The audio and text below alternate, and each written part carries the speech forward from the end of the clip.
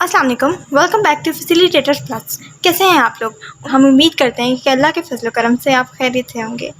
तो आज की इस वीडियो में हम एक नए टॉपिक और नए प्रोडक्ट के साथ आपके सामने हैं।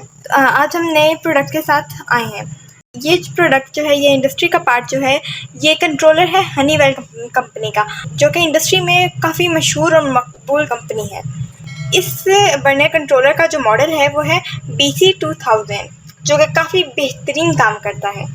और ये जो आप देख सकते हैं, ये हमने इसकी टेस्टिंग किट तैयार की है। और ये जो है, ये हमारे कंट्रोलर की बेस भी कह सकते हैं, सॉकेट भी कह सकते हैं। हम इसकी कंप्लीट वायरिंग कर चुके हैं और ये इसकी रिलेज हैं। तो ये हम इसके ऊपर आज मैं आपको बताने आई हूँ ये कैसे काम करता है और कितना बेहतरीन काम करता है। और हमने इसकी टेस्टिंग किट बनाई है। और उसके अलावा इसके जो कंट्रोलर है, इसकी बैकग्राउंड पे इसकी डायग्राम बनी हुई है। ऑलराइट, ये हमारी वायरिंग है। सबसे पहले हम वीडियो शुरू करते हैं। तो अगर आपकी वीडियो अच्छी लगे, और आपको लगे कि आप लर्न करें और इन्फॉर्मेटिव आपको लगे, तो इस वीडियो को ज़रूर लाइक कर दीजिएगा और इस चैनल को सब्सक्राइब कर लीजिएगा, ताकि आने वाली वीडियो का नोटिफिकेशन आप तक पहुंच सके और आप मज़ीद नई इन्फॉर्मेशन से मुस्तफ़ीद हो सकें। चलिए, welcome to Facilitators Plus, Pakistan का पहला और वाहिद इंडस्ट्रियल बिजनेस डिजिटल प्लेटफॉर्म जो न सिर्फ industrial equipments and parts provide करता है, बल्कि आपको industrial business training, technical guidance और ऑनलाइन कंसल्टेशन सर्विसेज भी फराहम करता है। यही वजह है, इससे बेहतर और फायदेमंद कहीं नहीं।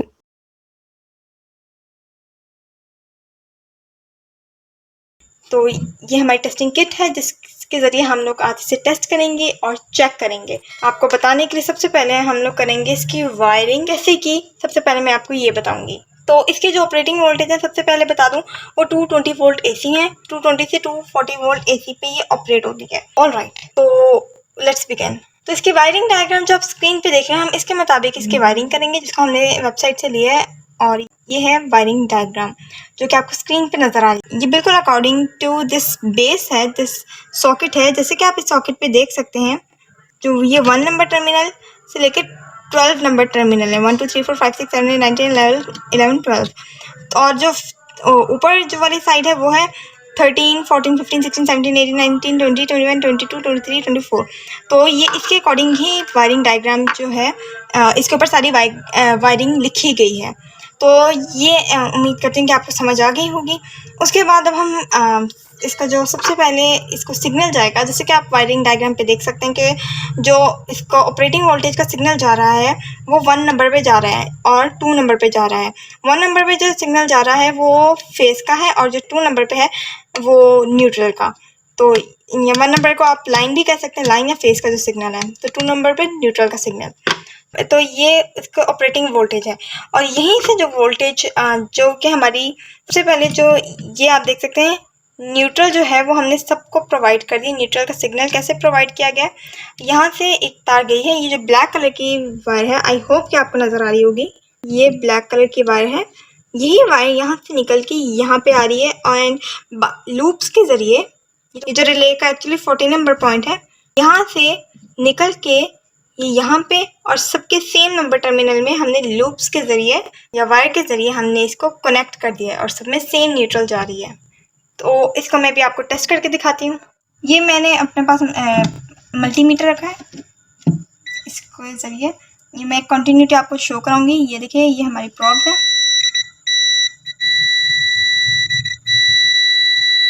तो यहाँ पे आपको रीडिंग भी नज़र आ जाएगी और आपको पता भी चल जाएगा। जैसे कि मैं इसे आपको जोड़ के दिखाती हूँ। ये बीप कर रहा है, तो बीप जैसे करेगा तो इसका मतलब ये चीज़ें कनेक्टेड है।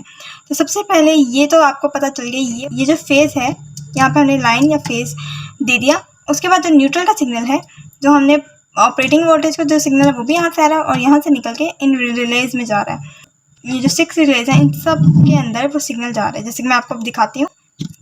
जैसे कि आप देख सकते हैं, यहाँ पे मैंने रेड प्रॉब लगा दी। अब यहाँ पे लगाती हूँ। ये देखिए, आपको बीप आप सुन पा रहे होंगे, ये बीप, फिर यहीं पे ऐसे,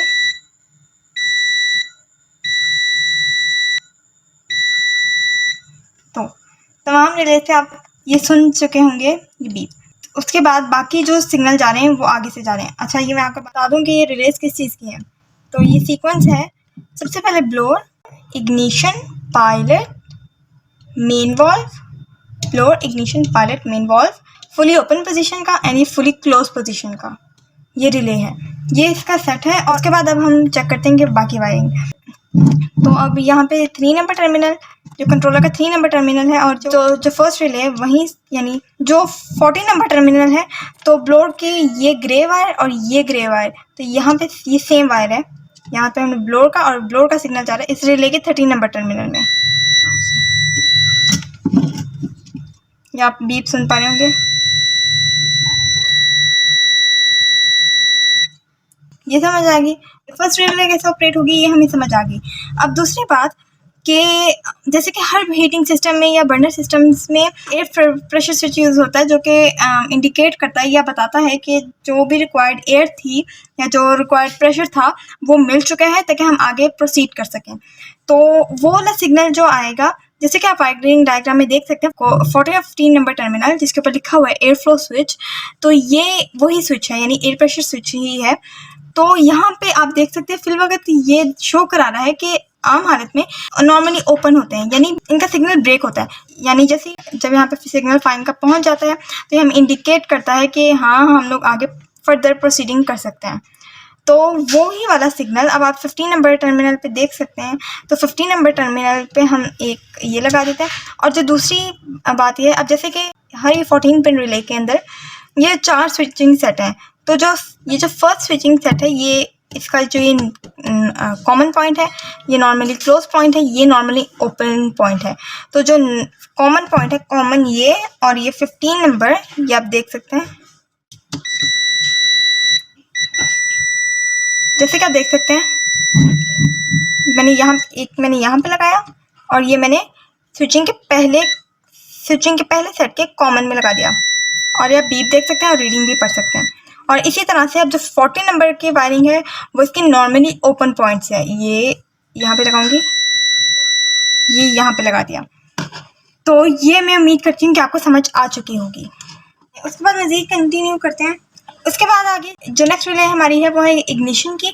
जो इग्निशन की वायरिंग होनी है, तो कंट्रोलर पे 4 नंबर टर्मिनल और यहाँ पे हमने सेकंड रिले के ऊपर इसकी वायरिंग की है।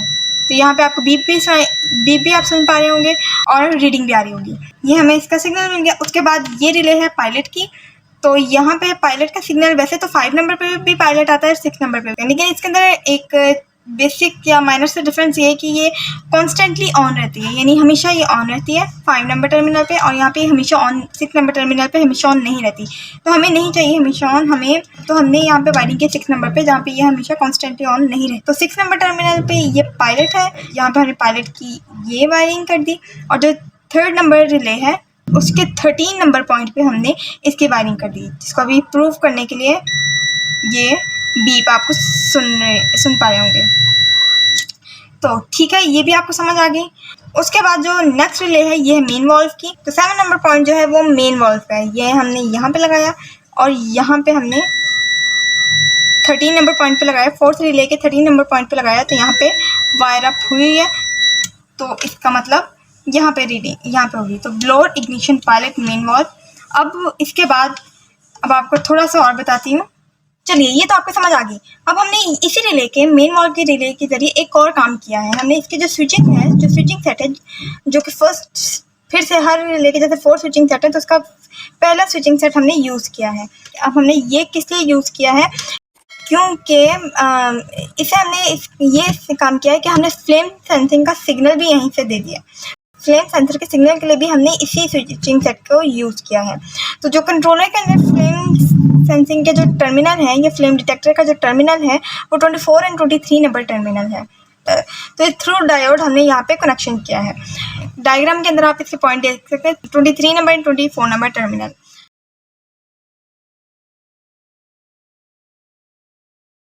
अल्हम्दुलिल्लाह, हम 25 साल से ज़ायद अरसा कामयाबी के साथ इंडस्ट्रियल ऑटोमेशन सर्विसेज और प्रोडक्ट्स पूरे पाकिस्तान में फ्राहम कर रहे हैं।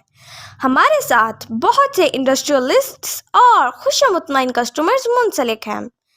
तो अगर आप भी 100% सेटिस्फेक्शन के साथ repairing solution, reliable and trustworthy support और ऑटोमेशन कंसल्टेंसी चाहते हैं, तो दिए गए नंबर पर अभी रब्ता करें।